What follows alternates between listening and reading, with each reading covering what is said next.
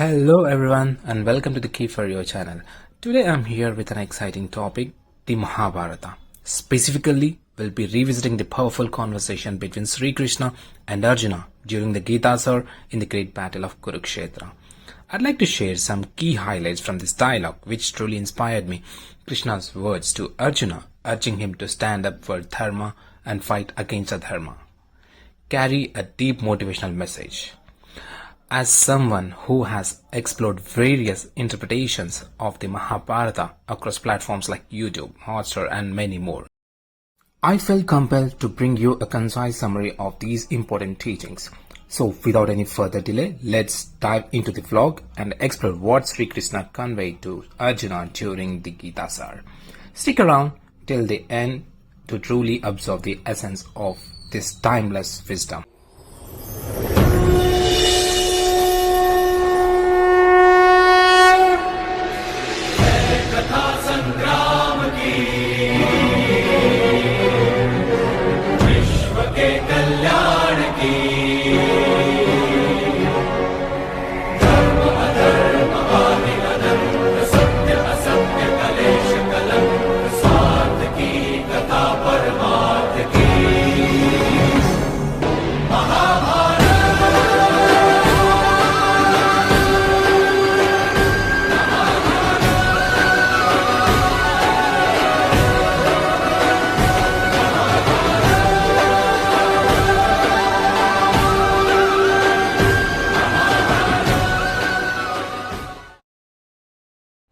Arjuna watches the people around him in the battlefield with a helpless face.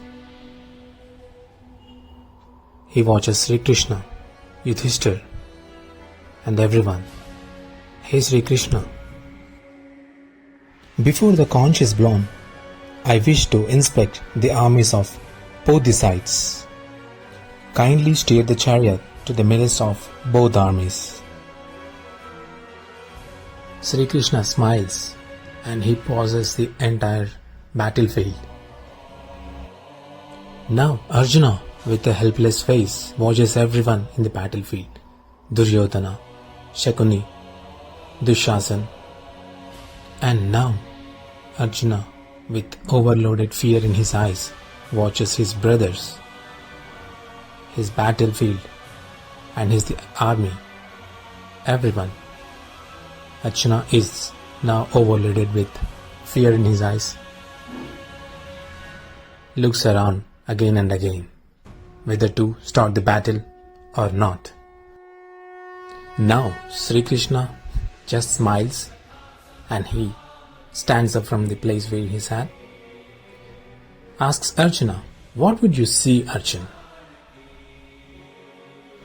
Whose view can overlook the foliage whistles hunting birds? Today, why does he want to survey the entire battlefield?"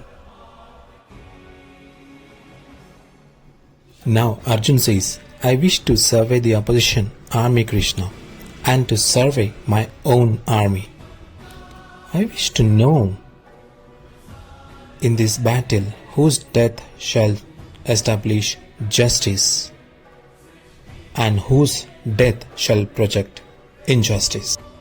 I wish to know what I shall achieve in this epic battle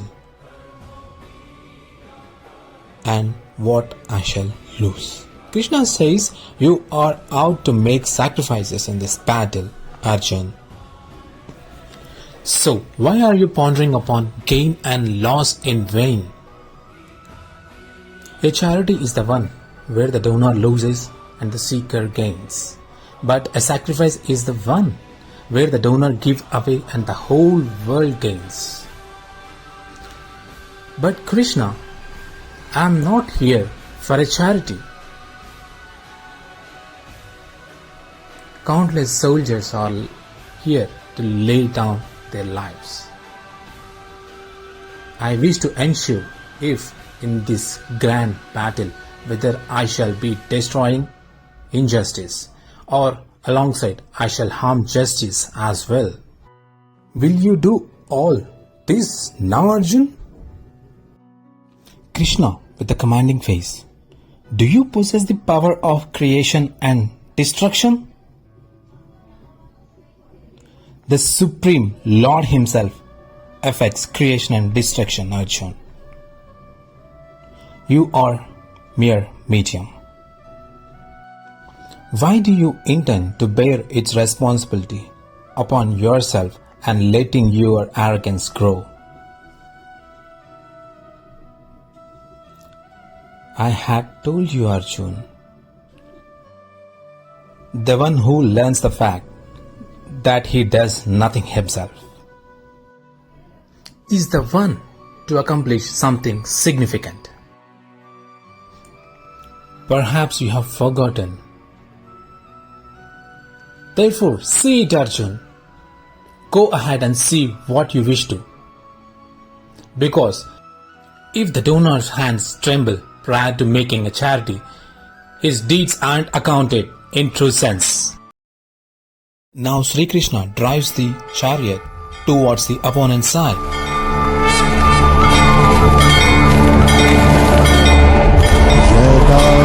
यदा हि धर्मस्य ग्लानिर्भवति Bharat अभ्युत्थानम् अधर्मस्य तदात्मानं सृजाम्यहम्.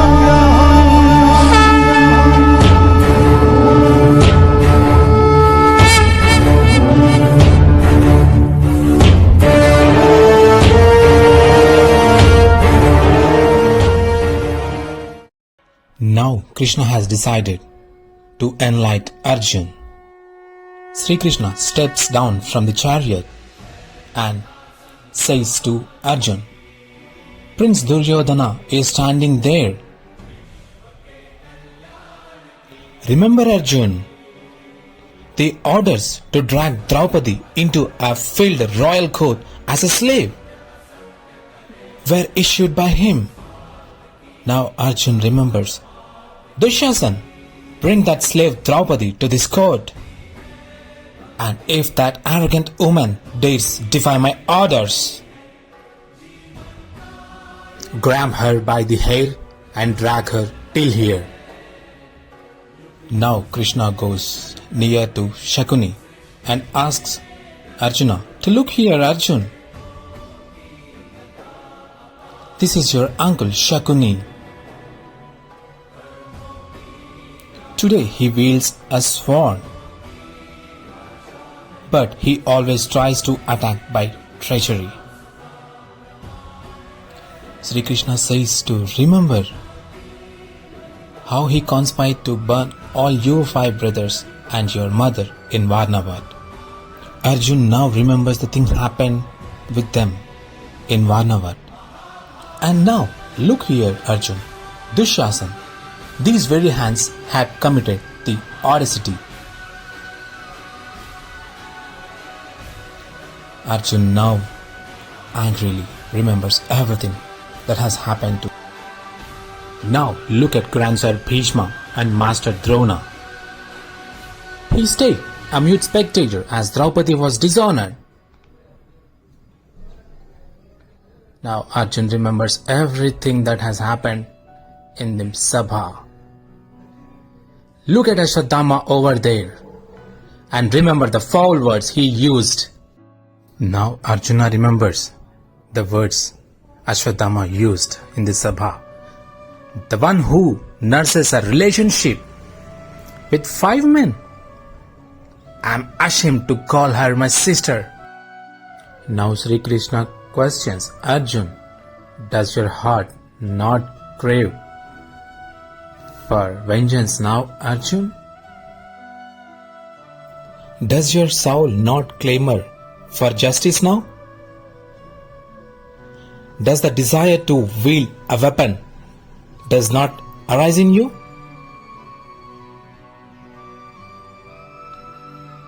Does the battle not seem inevitable now? Arjun is now infurious and remembers everything that has happened with them, with his brothers, Draupadi.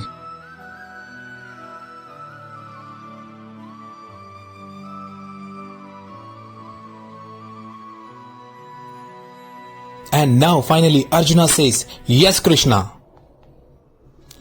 The battle is inevitable." And now Sri Krishna asks, "Now this battle seems inevitable to you, right?" So look at your grandsire once again, Arjun, and remember how he provided you with love and protection at each step. He sacrificed himself in an attempt to get justice for you and your family. The words of Mahamahim Bhishma to Hastinapur king, "As long as you hold the throne of Hastinapur as a king, I shall live every moment to protect you. But today, please grant the sons of Pandu one chance at Sola's son to look at Master Drona and remember how, with immense love and pride, he bestowed upon you his supreme knowledge. Now remembers the words said by Master Drona. You shall be the world's best archer. I shall make you the world's best archer. This is my promise, son." Krishna says, just in order to make you the world's best archer, he burdened himself with sin. Remember Arjun. Now Arjun remembers the thing happened with Eklavya. Master Drona asked, "If you wish to give me a savior as a disciple, grant me the thumb of your right hand." And now Sri Krishna says, over there, look at Vikarna as well. He was the only one who dared to oppose at royal court that day. And now Arjun remembers the words said by Vikarna. If a king ever loses in battle, he has to lay down his arms. But a lady should not be dishonored in this manner.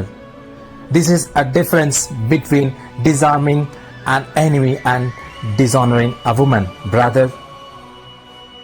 And Draupadi is the bride of the Kuru dynasty. Now Krishna questions, is all this worth killing for Arjun?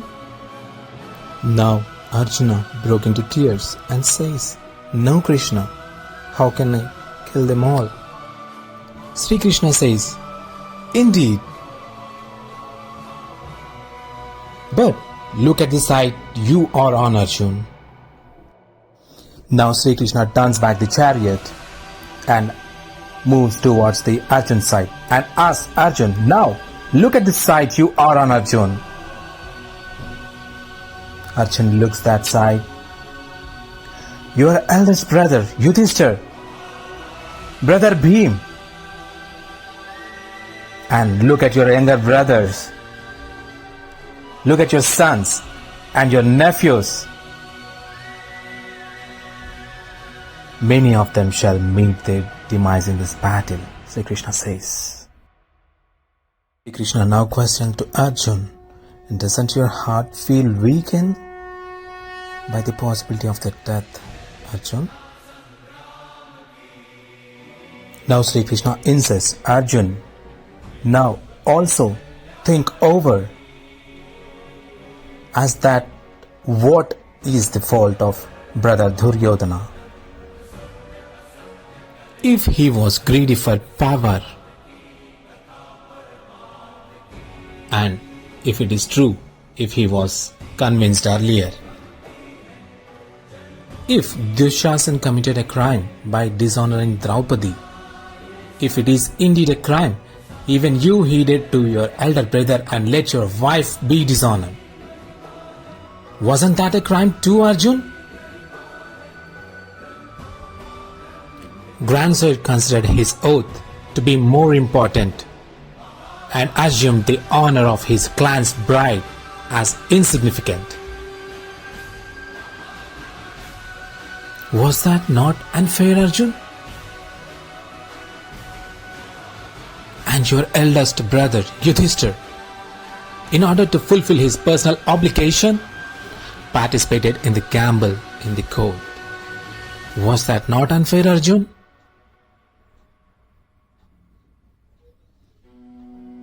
So, it is appropriate to assume brother Duryodhana as a foe. Do you see justice on your side, Arjun? Now Arjuna with a helpless face. You are indeed right, Krishna. On both sides I can see justice and injustice as well. Now Krishna says, therefore, you could never realize the purpose of the war, nor could you perceive the form of justice, Arjun. Now Arjun trembles down and says, my mind has gone numb, Sri Krishna. Arjuna trembles again and again and says, every part of me is trembling. My hands do not have the strength to wield a weapon. My Gandiva bow is repeatedly slipping off my grasp, Krishna. Arjuna now, with full of tears in his eyes, says, I can only foresee immense destruction.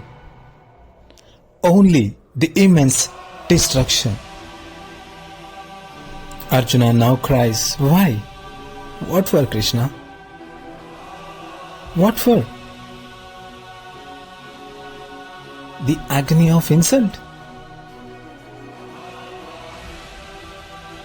The thoughts of injustice? Or the oath of vengeance? I do not have any such reason. I have no reason, Sri Krishna, to accept such vast catastrophe. I cannot. Now Sri Krishna says, a catastrophe is the foundation of reformation, Arjun. If a branch of a tree is cut off, two grow in its place. Why do you fear the catastrophe today? Do you not know the fact that it shall cause reformation later? Do not embrace this impotence, O Arjuna. This does not befit you. This impotence does not befit you at all.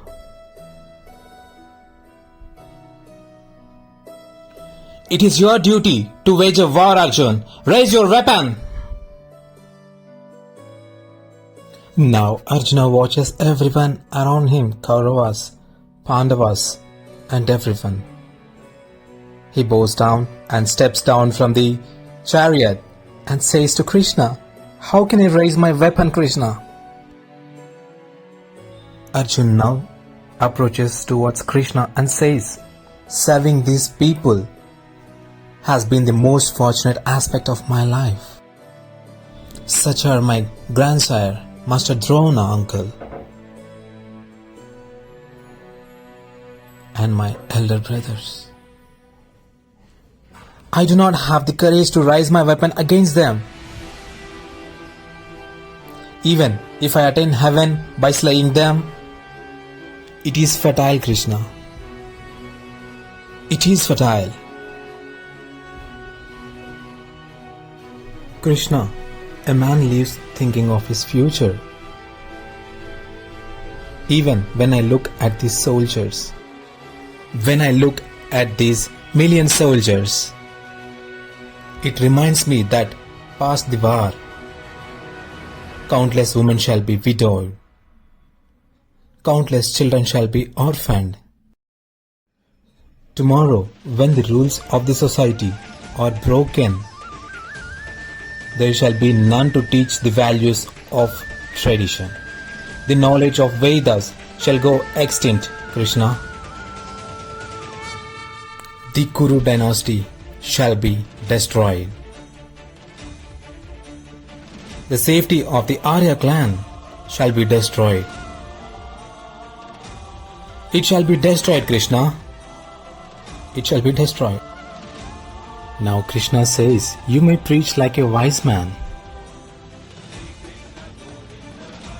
but In reality, you speak like a fool, Arjun. What shall be destroyed if a tree sheds a few leaves or grow new ones? It cannot be held as a reason for joys or sorrows. The reason for a leaf's creation and the meaning of their existence is just to keep the tree alive. Similarly, the reason and purpose for a man's birth is the society's well-being. The society is for the world, and the entire world is for creation, and this entire creation is for God Himself, Arjun. The one who realizes this fact can always see the path to justice clearly. Yes, Arjun, there shall be destruction in this war. There shall indeed be. But bear this in mind too, that new traditions shall be formed too. Old traditions have been rendered poisonous. Thousands of years ago, the heritage that was established by the Vedas now remain as mere words. The social construct that was based on man's intelligence is now based on man's birth, and now become a medium for exploitation, Arjun. Old constructs shall shatter, new constructs shall arise. Old heritage shall arise again in a new form. Just as before rainfall. Even the cloud-striven skies look stained, and the land sprawled with flowers seem tainted as well. The situation is similar today. And past the rainfall, the skies and the earth are washed clean. Similarly, post this war, the society and the world shall be scrounged clean, Arjun. Post this war, the society and the world shall be cleansed as well. Hence, give up your affection, Arjun. Think of the benefit of the entire world. Raise your weapon and wage war. Now Arjuna says, I can hear your words, Krishna, but their meanings do not reach my heart. My mind is clouded by affection. How do I see through it and view my duties? My mind is filled with thoughts of my dear ones. How can I think of the entire world? Krishna, you had said that you shall steer my chariot in the appropriate direction.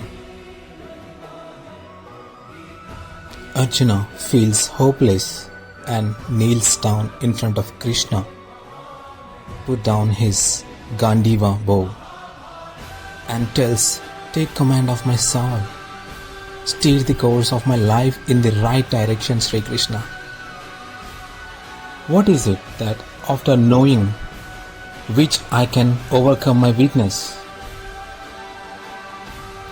Now Sri Krishna smiles and put his hands on his shoulder of Arjuna and ask him to rise.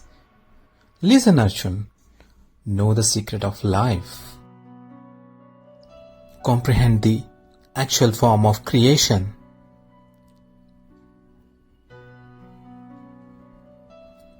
Plunging your fist into the current of river Ganga won't give you anything. But if you dip a cupped palm into the current river of Ganga, the holy water of Ganga can be arised into your lips. Think, Arjun, is it a fist of arrogance? Or a cupped palm of sacrifice that you have assumed?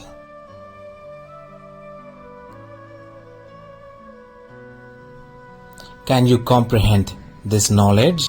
Arjun says yes. Sri Krishna questions, what is this world, Arjun? Humans, demons, animals, birds, parasites, insects, fishes, trees. How are all these created? What substance are they created from? How do they function and how do they survive? How do they die? And what happens after death?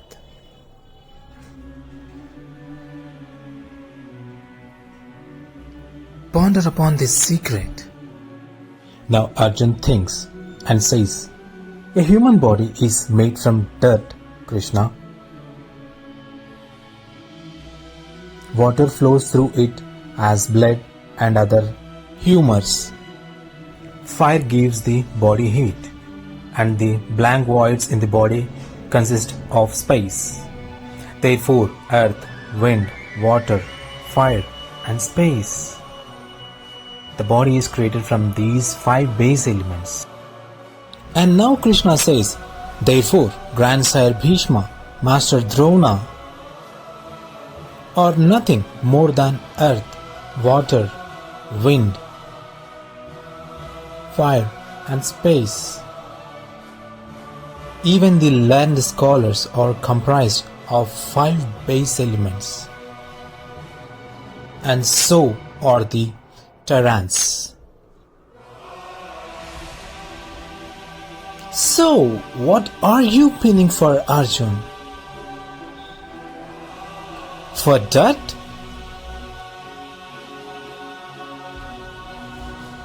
But Krishna, it is through this body made of dirt that humans assume their identities. All bonds are rooted in this body made of dirt.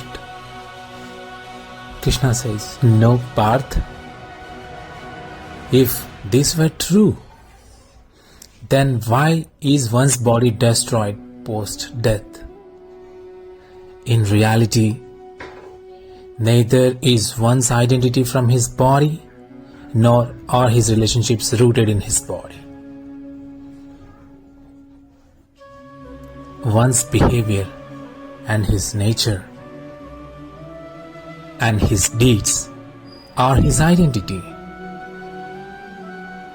How are behavior, nature, and deeds even created? Comprehend that, Arjun.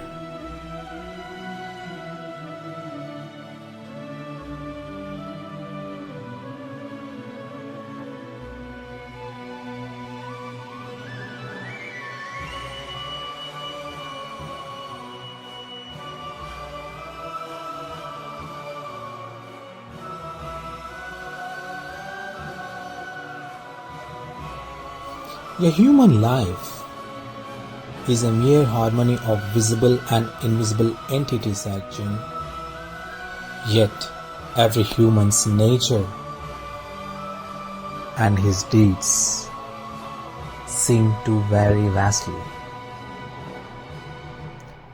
The reason for it is the 3 gunas of nature: tamas, rajas, and sattva.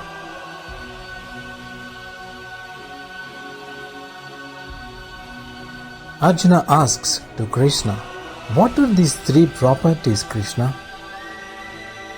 Krishna says, tamas means darkness. Spending one's life without presuming about good or bad is said to be tamas-oriented behavior. Just as birds and animals live solely to fulfill their bodily cravings. Sattva means the light of knowledge. When a person in every circumstance thinks about justice, truth, and tradition before acting, then it is termed as sattva-oriented way of life. Amidst these 2 is such a person who does possess knowledge, but he is also tethered to the desires of body and mind.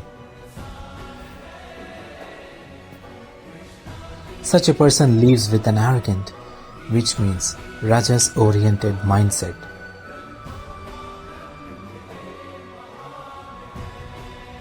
By the very balance of Tamas, Rajas and Sattva gunas, a man's nature is determined. Now Krishna asks Arjun, "Look ahead, Arjun. What gunas do you see in all of them?" Now Arjun steps forward and looks ahead. He looks towards Duryodhan, Shakuni, Dushasan, Mahamahim Bhim, Guru Dron, everyone. And Arjun answers the question. Prince Duryodhan knows what is just, but he never acts upon them. His life revolves around arrogance. Therefore, he possesses less of tamas. He possesses more of rajas, and sattva is totally absent. And over there is Prince Dushasan. He always obeyed his elder brother's orders without any forethought. Therefore, he possesses only tamas. Now Krishna asks Arjun to look at grandsire Bhishma as well, Arjun. He possesses balanced amounts of sattva and tamas. He harbors no arrogance, but he is bound by outdated thoughts and old traditions. Even when the need arises, he cannot break his oath.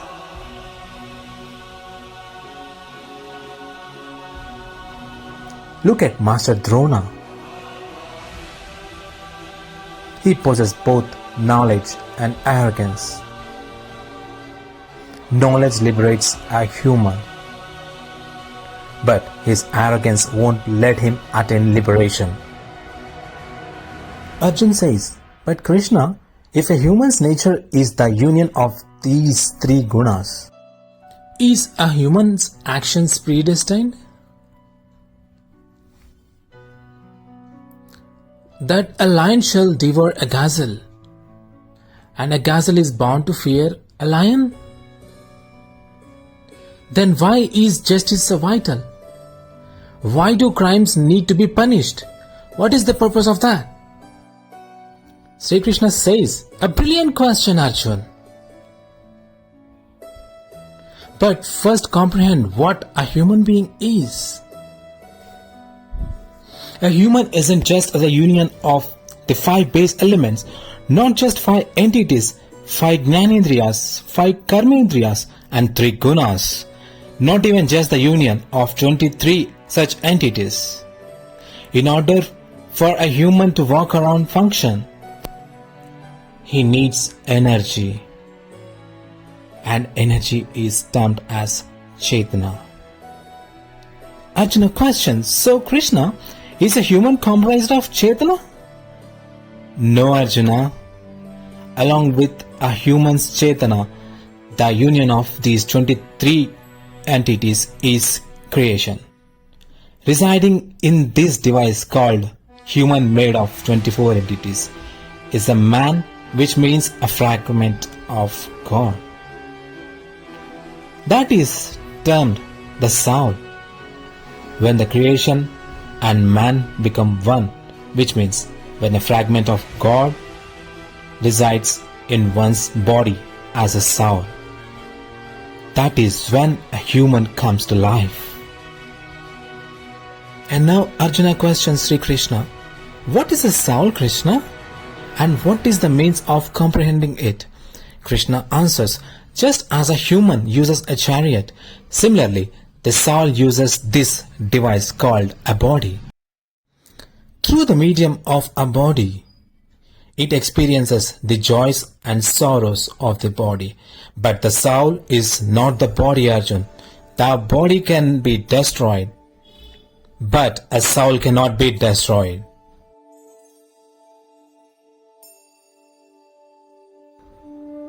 Nainam chindanti shastrani nainam tahti pavaka na chainam kletyantyapo na sushyati maruta.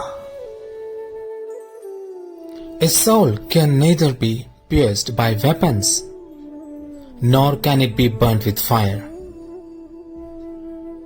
Nor can water render it weak, nor can the wind dry it. Even though a soul resides in the body, it is immortal. Nahanyate hanyamane sharire. Parth, a body can be killed, but the soul cannot be killed. A soul is omnipresent, intangible, stable. It is eternal.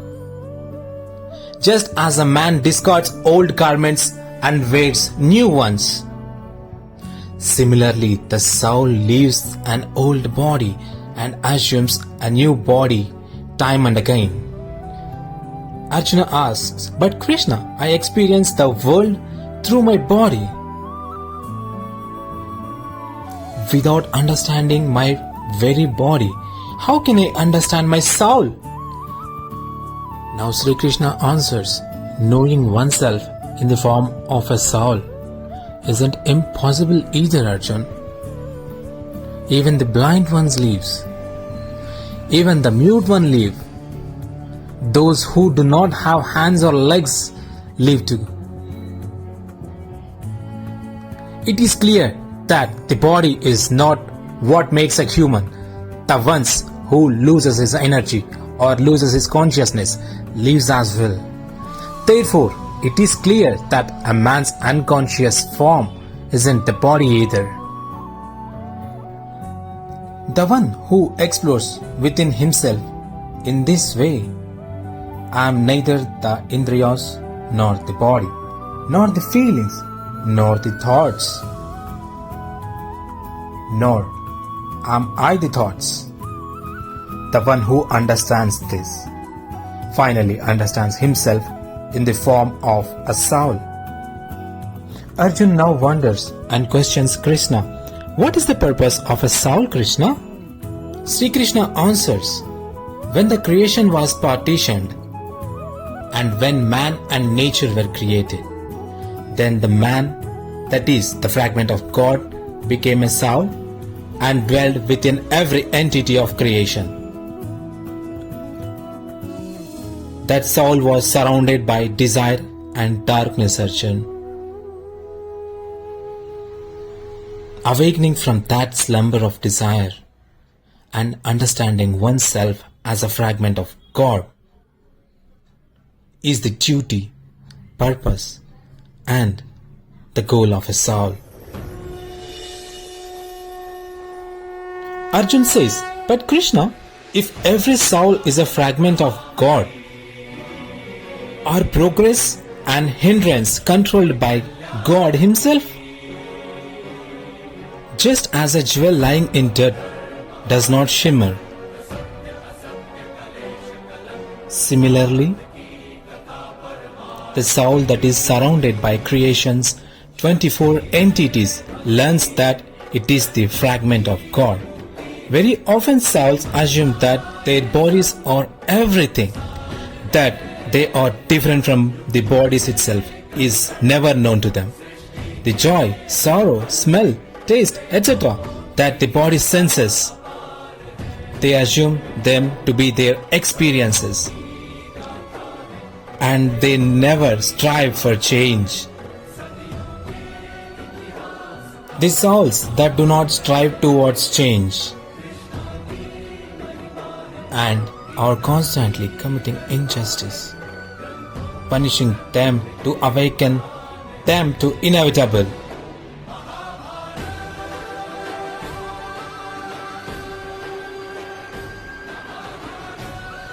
You better comprehend this as well, Arjun, that You are not a body, but a mere soul. Every warrior seen in this battle isn't what you think he is. They have all dwelt within a body from a time period. Their bodies shall die, but they are all immortal. They shall assume new bodies again, until they do not know themselves as pure souls, until they give up injustice and imbibe justice into themselves. They shall continue to born and die. This is the first lesson of Brahma Vidya Arjun. The one who is born shall surely die, and the one who dies shall surely be born again. This great knowledge is called Sankhya Yoga.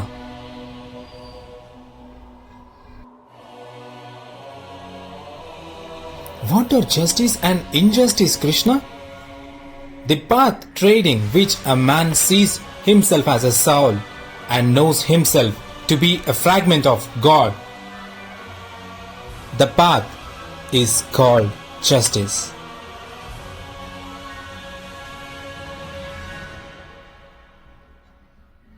When a man knows himself to be a fragment of God, he has an epiphany that creation is God and God is creation.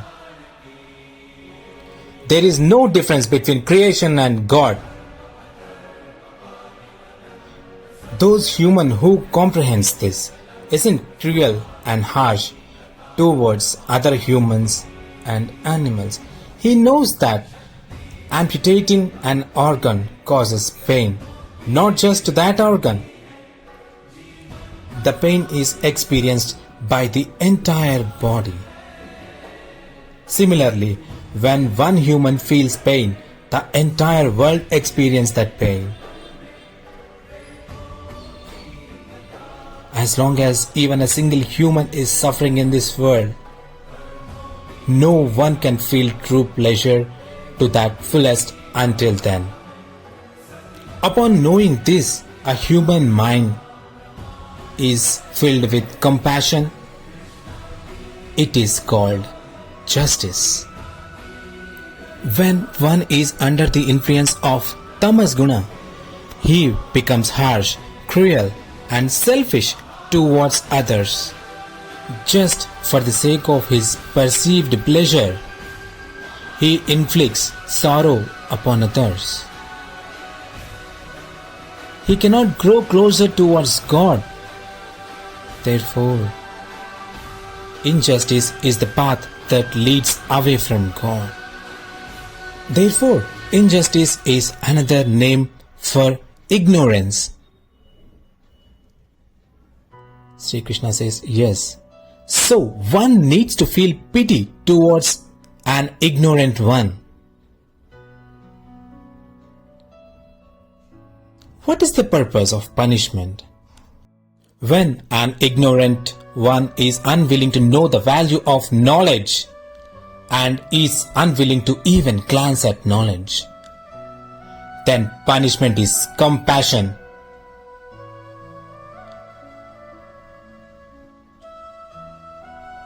Even towards him and towards others as well. For the creations, progress to be always towards God is inevitable. But at times situation arise, Parth, when ignorance, desire and injustice grow, and justice in the world is at the brink of extinction, and the world is devoid of justice. Compassion and truth are both destroyed. In order for the forthcoming generations to get justice, slaying unjust ones today and re-establishing justice is inevitable. Today is a similar situation, Arjun.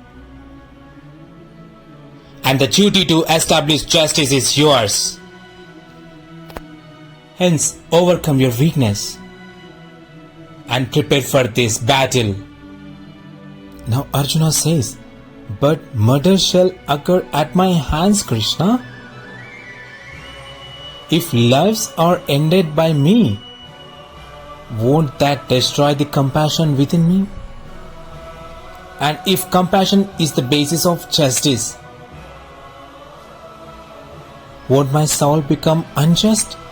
Now Krishna answers, the limit of justice is surely created.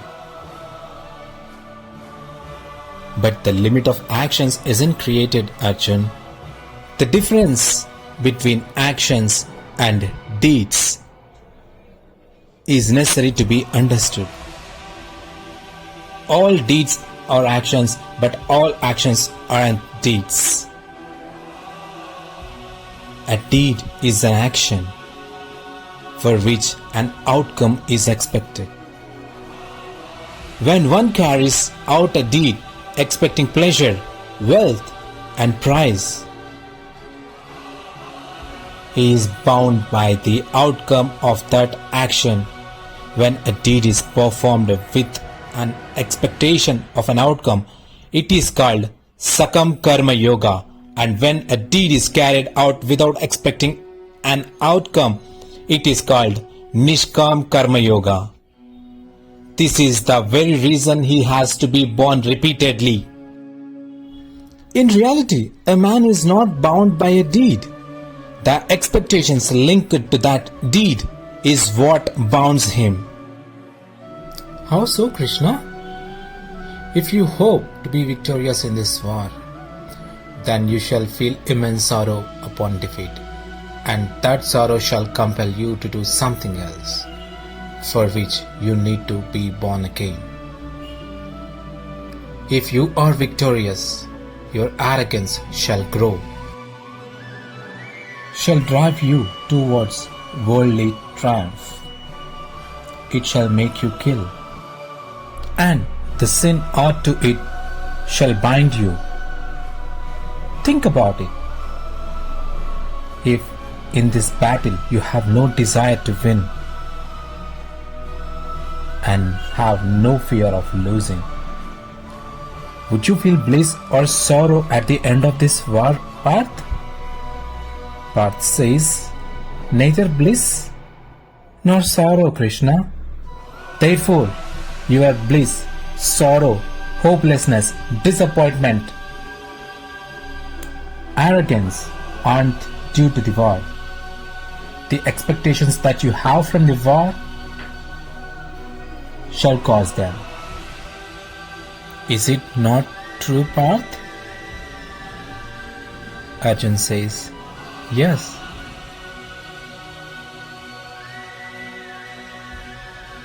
Sukh dukhe samay kritva labha labho jaya jayo tato yuddha yujasva nevam pap mavapsyasi.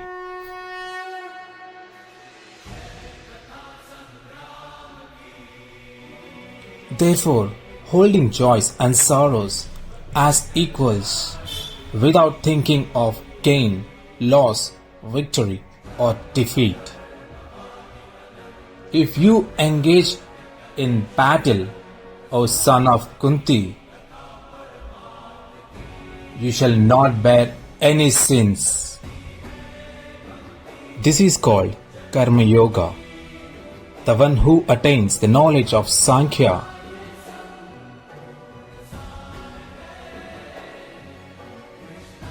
realizes the fact that he is not a body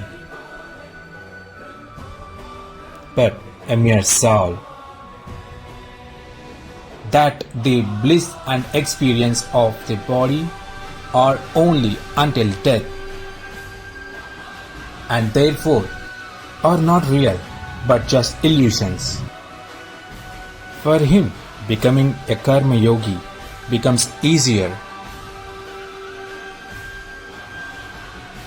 Now Archana asks, but Krishna, if deeds are meant to restrain, isn't it wise to renounce the world and embrace sainthood? Krishna says, such thinking is the sole reason for this war today, Parth.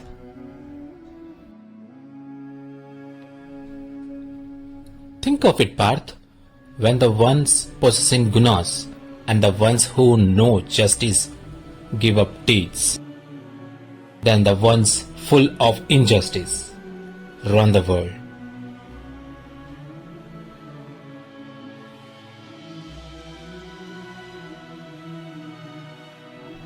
Had Grandsire Bhishma not renounced the world, injustice wouldn't have grown so vast today.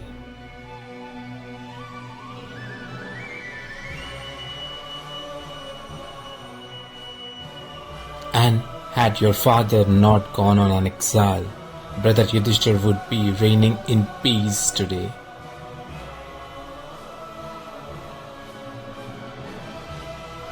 And would be teaching his subjects about justice and righteousness.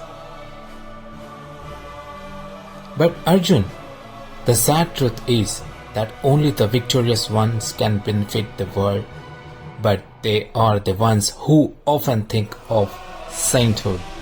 Just as water drifts away as steam and dirt keeps lying right there, similarly, the victorious and learned ones give up the world, and unjust ones possessed by tamas function in the world. Or to this very reason, sins and injustice grow in the world. But Karma Yoga protects this world from the bizarre situation, and Karma Yogi gives up expectations of an outcome but not the deeds themselves. He stays in this very world path like a saint. He performs all actions but doesn't lose himself in fun. A Karma Yogi expects nothing from his children, from his dear ones, and even his subjects at all. He himself reaps the benefits of sainthood, but he benefits the world like a familial head. Arjun asks, a human toils for the well-being of his offsprings. How can he not expect joy from his own offsprings? Krishna says, whatever a human does for his children,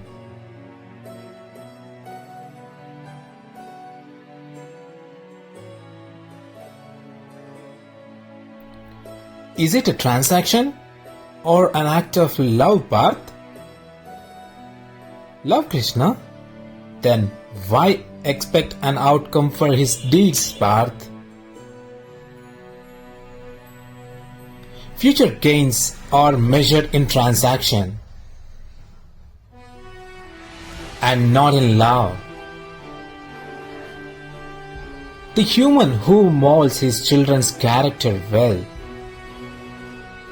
and bestows the virtues of love and justice upon them,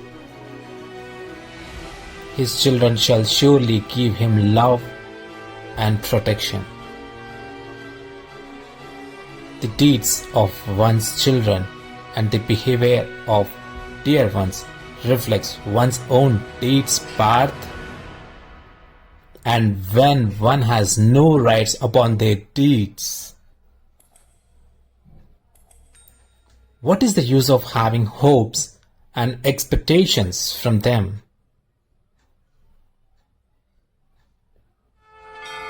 If you think deeply, Parth, you shall realize soon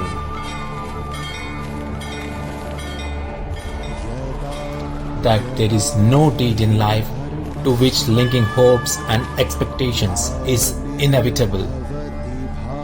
When the creation is God and human is a fragment of God, all actions are caused by God himself. A human does nothing on his own. This is the base principle of Karma Yoga, Parth. Trigunya Vishyaveda Nistraigunyo Bhavarjuna. Nirdvandvo Nitya Sattvastho Niryoga Kshema Atmavan. By giving up three gunas, be free of them, Parth. Be free of this dilemma. Always think for Sattva, which is the Lord Himself, and continue with your duties. The desire to achieve something and the thought of defending something that was achieved must be given up, Arjun, and liberate your soul. Remember, Parth.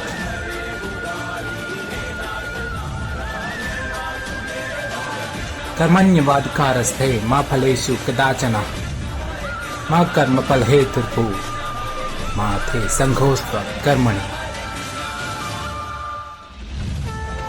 Your right is only to commit deeds.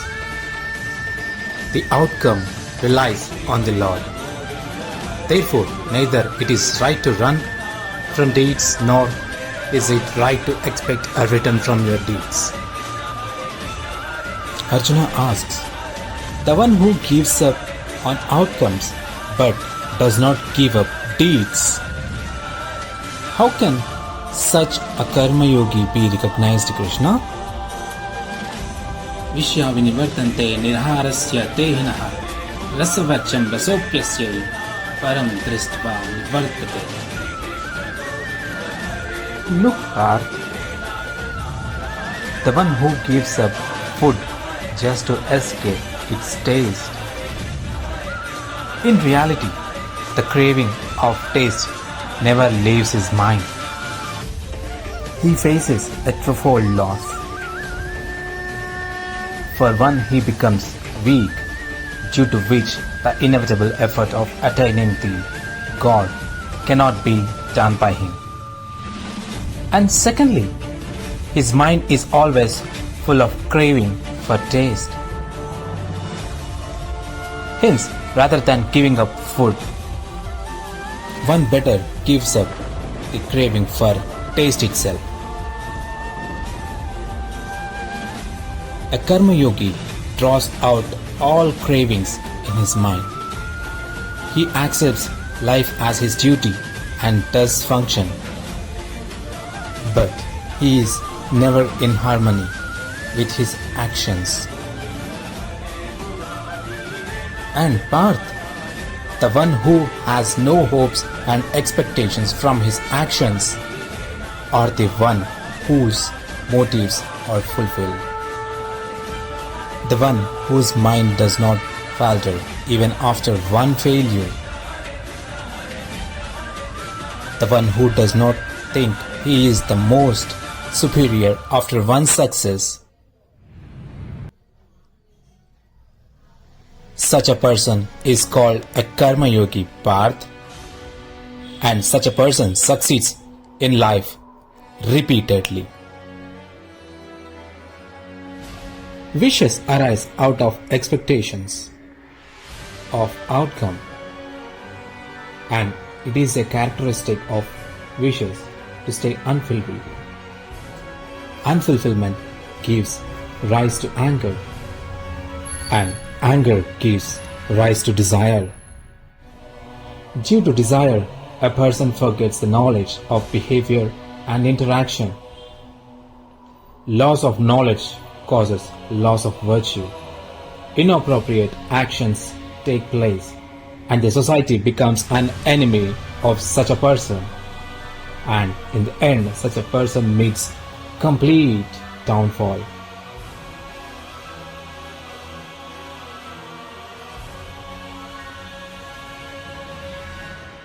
Like for brother Duryodhan, his commander-in-chief, grandsire Mahamahim Bhishma is his enemy, and he blessed you to emerge victorious.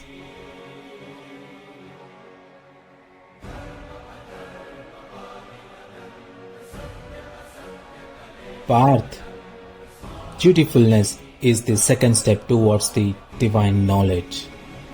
Strengthen your faith in the Almighty. Know your own self. Break free from the shackles of bondage. Sacrifice the desire of the outcome and do only your duty.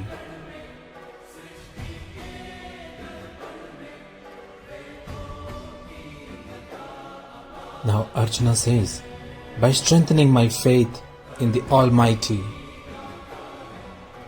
how can I become dutiful? Parth, due to Sankhya Yoga, a human keeps reminiscing the Almighty. Reminiscing the Almighty gives birth to a sense of submission. And this sense is called devotion. Devotion enlightens a human about what is right and wrong, and the knowledge gives him a glimpse of the Almighty. The one who gets a glimpse of the Almighty, he becomes the most dutiful. He is freed from the circle of rebirth and attains salvation. That is the ultimate aim of the soul and the pinnacle of righteousness.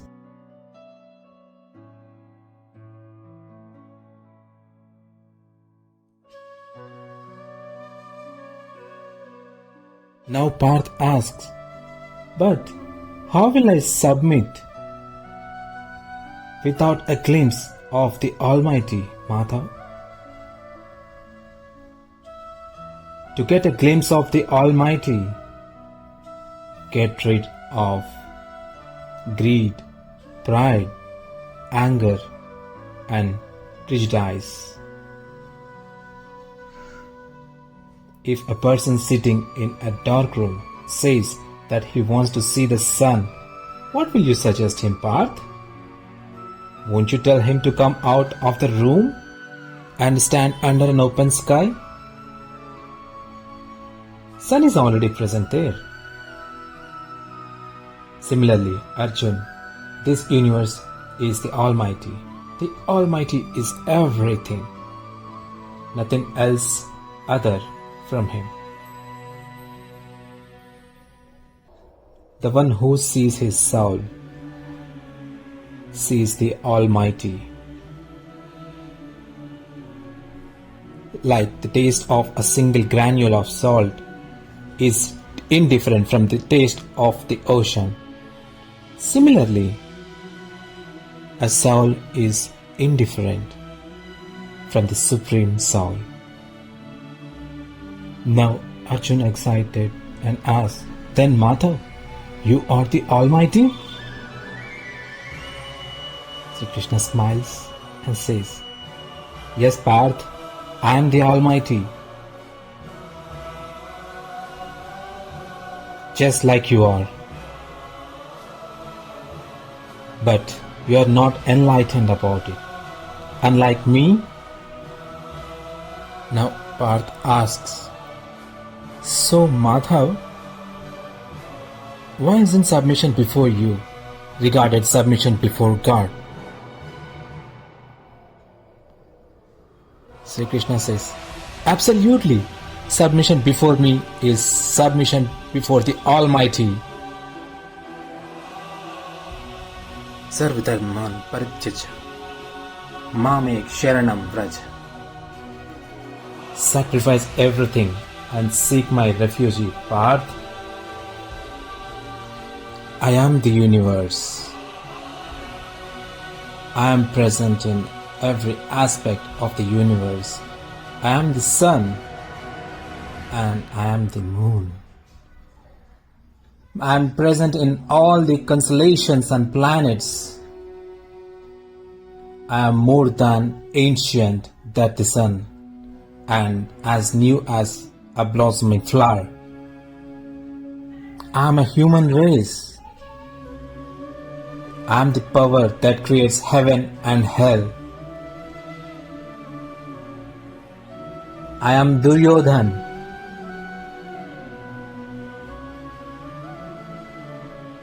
and I am Arjun too.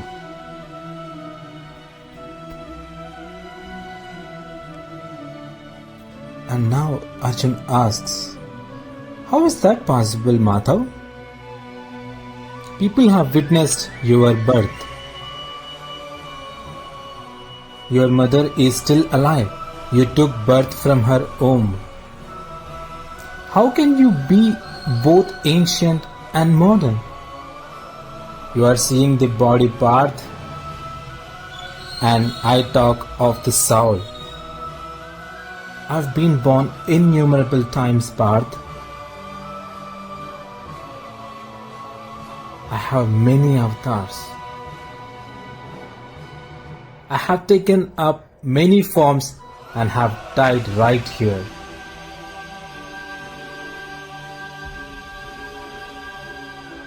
And I will take many births in the future as well. Yada yada hi dharmasya ग्लानिर्भवति Bharat अभ्युत्थानम धर्मस्य तदात्मानं सृजाम्यहम्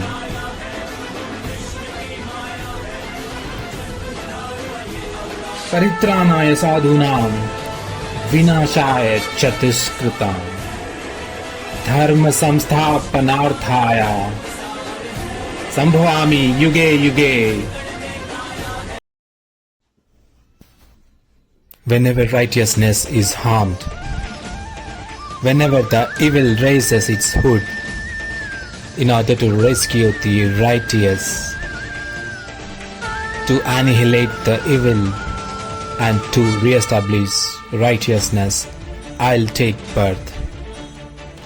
This has happened in every age and will continue to happen in future as well.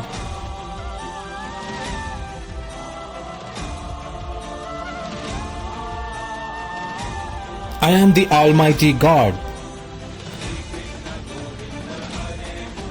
I was the Matsya avatar and the Vamana avatar. I am Parashurama and I was Lord Rama. I am Brahma, Vishnu and Maheshwar. And I am Saraswati, Kali and Lakshmi as well.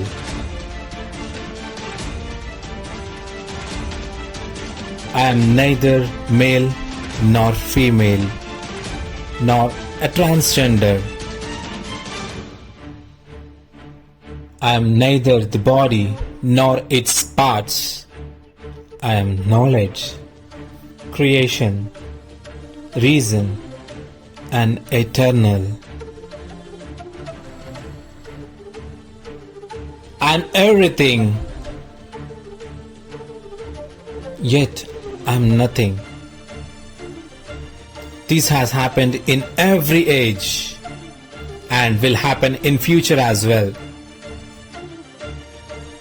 When you reflect on your being, you will find yourself connected to me, Parth. And then, just like me, you too would find yourself in the avatar of the Almighty God.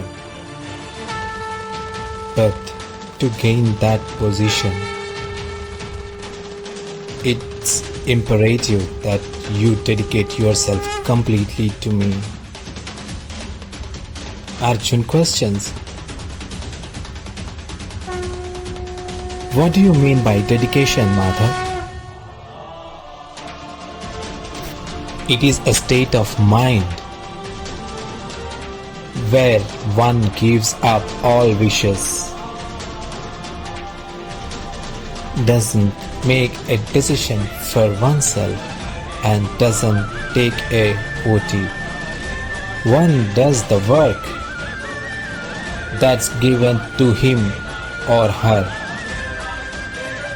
In reality, dedicating yourself to something is committing yourself, your mind, your wits, your knowledge, your desire, your wishes and your emotions and everything that you have to someone, and such commitment is called devotion, Parth. Arjun now remembers the words said by Karna, and the reason for that was the devotion of King of Anga towards brother Duryodhana. The punishment he is about to get in this war wouldn't be for what he is, but for his loyalty towards an evil man. Hence, oh Dhananjay, it's necessary to dedicate yourself to what's right. That makes a human being right. Only criminals are shackled with chains made of iron.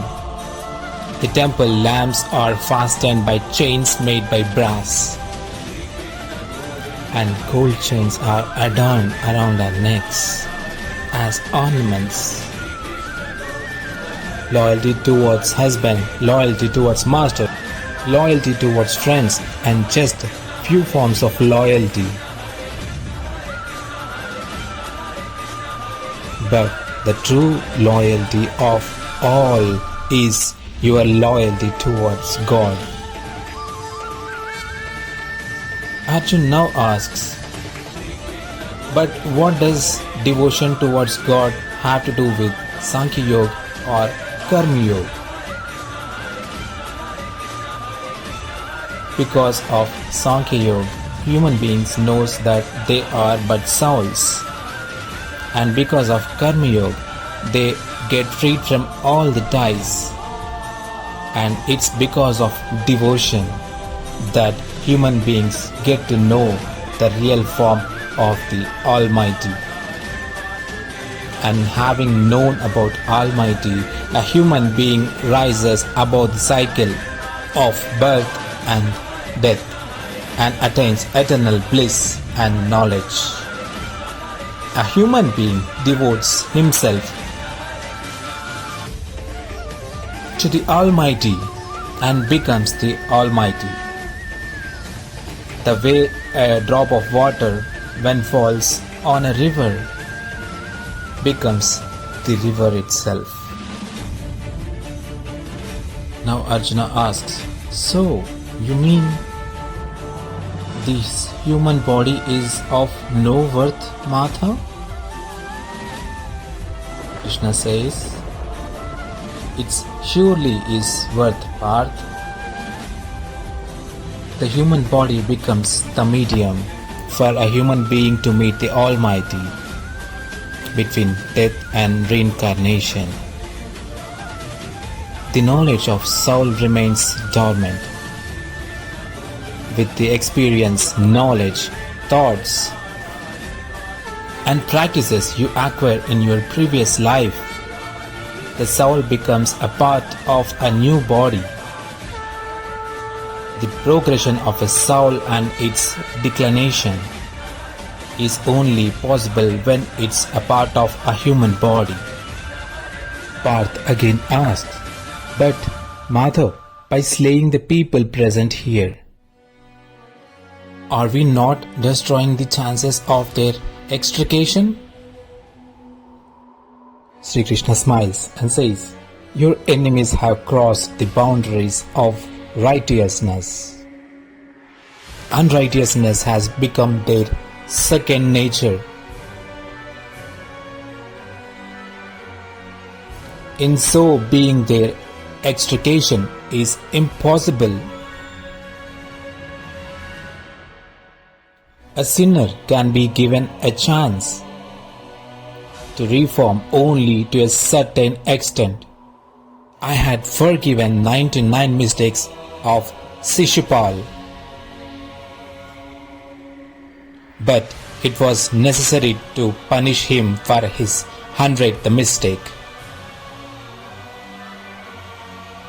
If we let a sinner commit sins, he degrades more and more. Benevolence is to stop him from making mistake. these souls would not meet their end, but leave their bodies which are corrupted by unrighteousness and be a part of new human bodies. And there are more chances of their progress in a new body.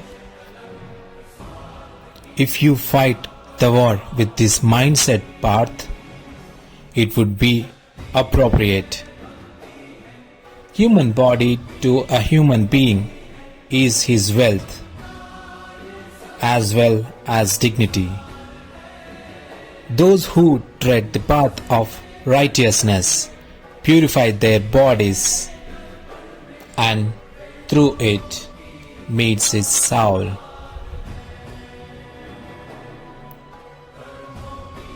This is the connection between Kshetra and Kshetrajna. But I couldn't understand this, Madhav. When one knows that one's body is just like a part of this land, that is, it is just a place which is Kshetra. And he is the one who understands about the piece of land and resides on it. That is, he is a Kshetrajna. It's then that he, through his body, can gauge the progress. The soul resides in the body and balances three virtues. It eradicates darkness and paves the way for goodness. With its devotion for God, it unites with the Almighty God. Arjuna asks, who is a devotee, Madhav? Is being devoted not devotion?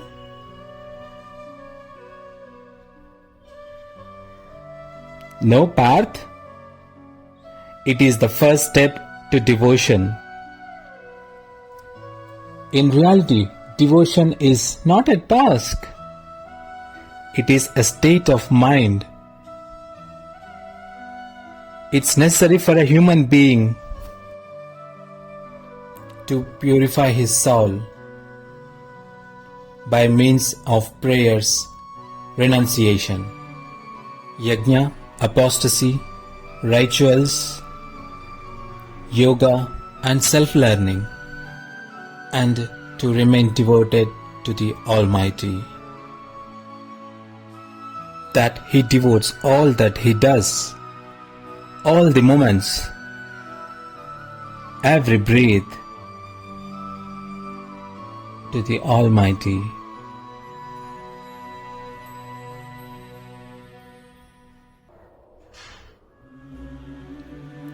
Now Arjun asks, if devotion is a only state of mind, then what importance does prayer, renunciation and other things hold?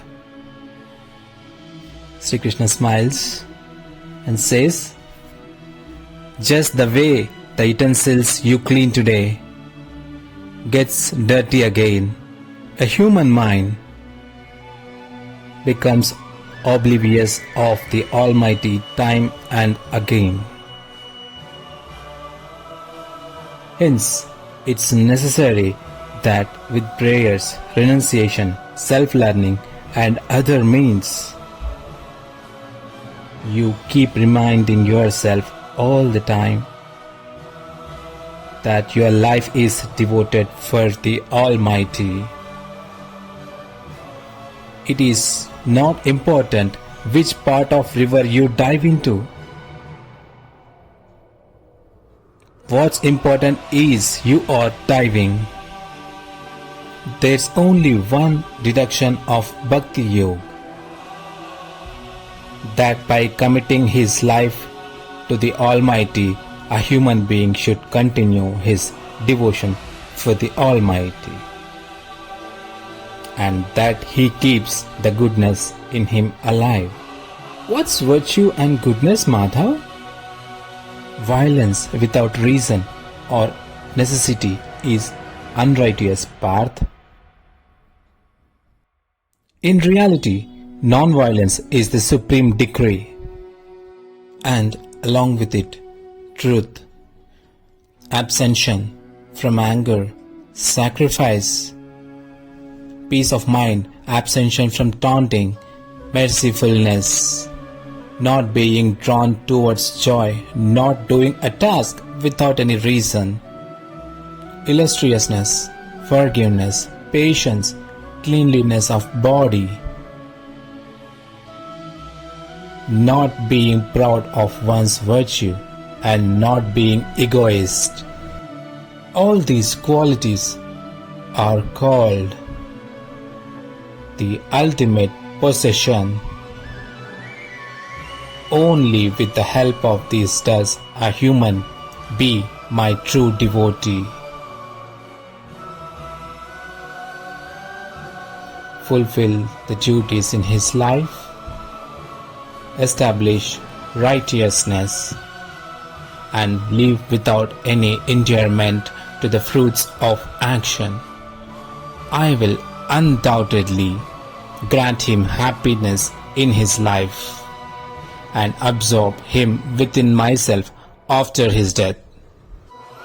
Arjun now, with happy tears in his eyes, asks Madhav, "How is your appearance, Madhav?" Through the medium of Sankhya Yoga, I got to know that I am a soul, I am immortal, and reside in this mortal body for some time. Through the discipline of selfless action, I got to know that the one who sacrifices the desire for the fruits of action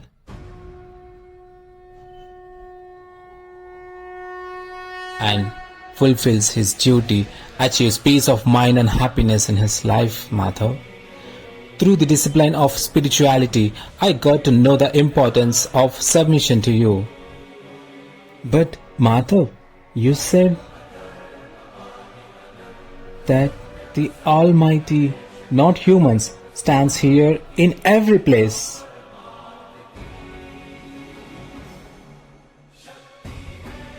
Now Arjun kneels down and asks Madhav, "I want to have a glimpse of your true self, Madhav."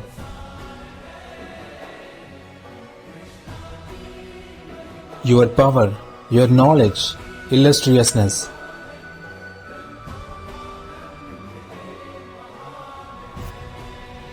and opulence fill the divine form.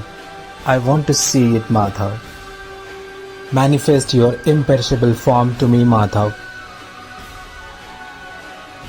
Destroy all my doubts. Manifest yourself, Madhav.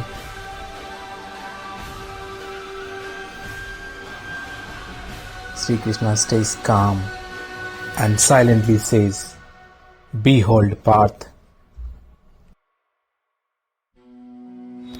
From divine knowledge to the discipline of selfless action. From the discipline of selfless action to the spirituality, and from spirituality does one achieve knowledge.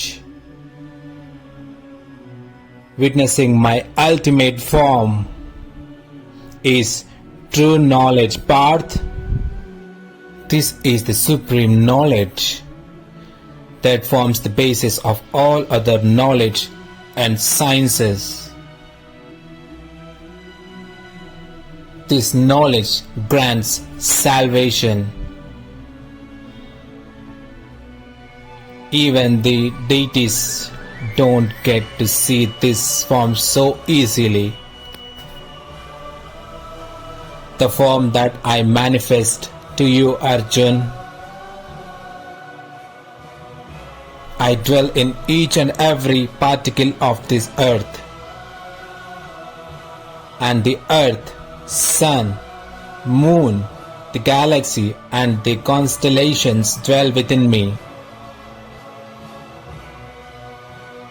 I am life and I am God.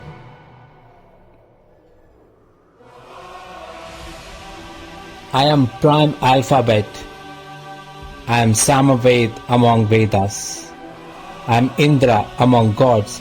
I am the consciousness in animals. I am Kubera among the Yakshas. I am Shankar among the Rudras. I am fire among demigods. I am Sumeru among mountains. And I am Brigu among saints. I am Omkar among sounds. And I am the chant in yajnas. I am the holy people among the trees. I am the memory of intelligence. I am intellect, constancy, and patience.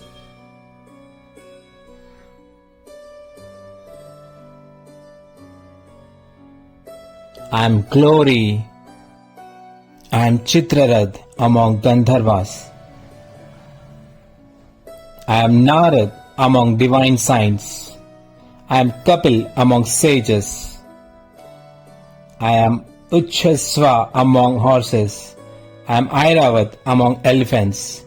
And I am the lion among animals. I am the eagle among birds. I am the king among humans. And the Vajra among armors. I am Kamadhenu among cows. I am Vasuki among serpents. I am Seshnag. I am Yamraj. I am the rain god and the wind god as well. I am Lord Rama. I am Holy Ganga. I am the origin, sustenance and the end of creation. I am Brahma's knowledge. I am Mahakal.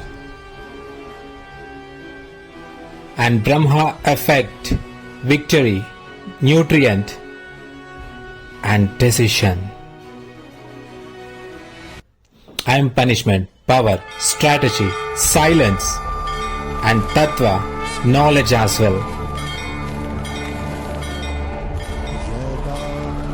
I am Vasudev Arjun. Ved Vyas. There is nothing that is not me. There is no place where I am not present. I am time and I am life and death, Arjun. I stand here as the death of all humans present here. Even if you do not raise your weapons, I shall slay them all. Therefore, overcome your desire and comprehend your duties. Shoulder the burden of justice. Raise your Gandiva bow and commence the battle, Arjun. Engage in battle, Arjun. Engage in battle.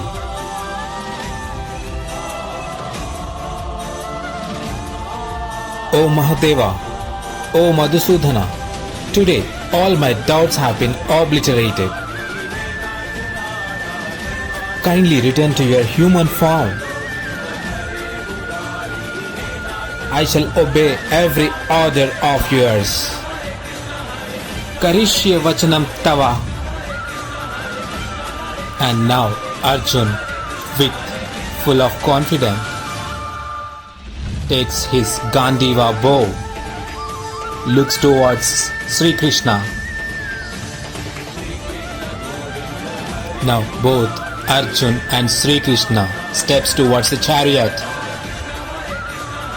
Sri Krishna takes his position and Arjuna as well to attack Kauravas in the great Maha-epic battle.